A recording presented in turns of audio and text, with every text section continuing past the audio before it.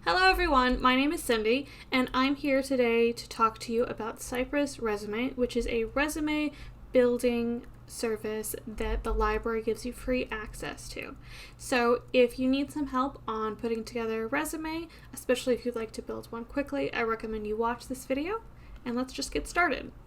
So before we can go over here to Cypress Resume, we're going to need to start at the library's homepage, pspl.org. And we're going to need to get to the Cypress opening portal. So we go to Research, and then we scroll down to where it says Business Consumer Information. We click on that, and then we scroll down to where we see Cypress Resume Building Software, and we click on that. You do need to have your 12-digit library card number, so please make sure you have that handy when you get started, especially if you're doing this at home and not in the library. I have one here, so I'm going to type that in really quick and click Go. Alright, so I definitely recommend that you spend some time looking through Cypress and seeing what they have to offer, because there are quite a few things. For example, there is a step-by-step resume builder. There is a supporting documents builder, so if you need to make a cover letter or a reference sheet, that's really helpful. And then there is a profile section where you can manage your profile. For example, when you click Login, you're going to get this profile creation login form, and you're going to need to create your own free profile.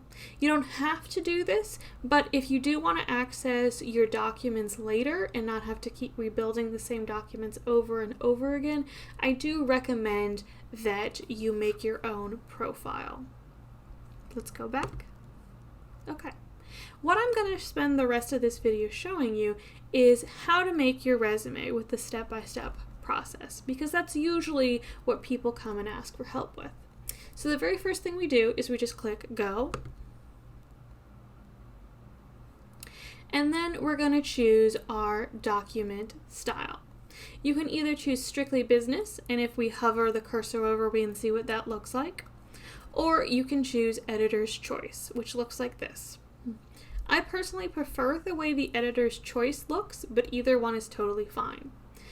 Whenever you decide which document style you're going to choose, you can click on Use, and it's going to get you to the main form.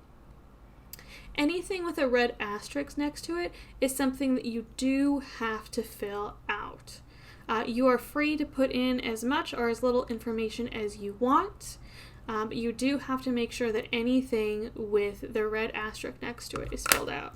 So for example, I'm just going to put Cindy Brown. I'm going to put in a phone number. And that's all I'm going to fill out, because that's all I'm required to fill out. And then, let me move this real quick. You see how it says Next Section, and you're going to click on that. Your next step is employment information. So I'm going to put my most recent employer at the top, my job title, choose the month you started and the year, and then if you've left that job, you can put when you left, or if you're currently employed, you click on I am currently employed here. And then you can add as many other organizations as you want. The general rule of thumb is you want to try to cover at least the last 10 years if possible. If you have more than 3 employers in the last 10 years, you can click on I have more work history to enter, and that'll let you do that. But that's good for me, so I'm going to click Next Section. And then you want to enter your educational information. If you enter any information, you're going to have to enter all of this.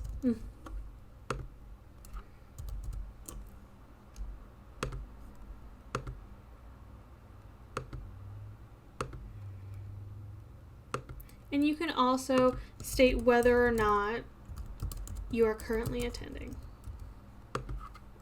You can give your college information if you have that, and if you have more education that you need to add, you can add that too. But when you're done, you just hit next section, and then you can add in any certifications. For example, if you have first aid CPR certification, if you have certification with certain vehicles, things like that. And then when you're done entering your certifications, you click next section. And this is when it takes you to the job search. And this is what's going to help you tailor your resume for the job you're looking for. So you can type in anything. You can type in librarian and it will come up. You can type in cashier and it will come up.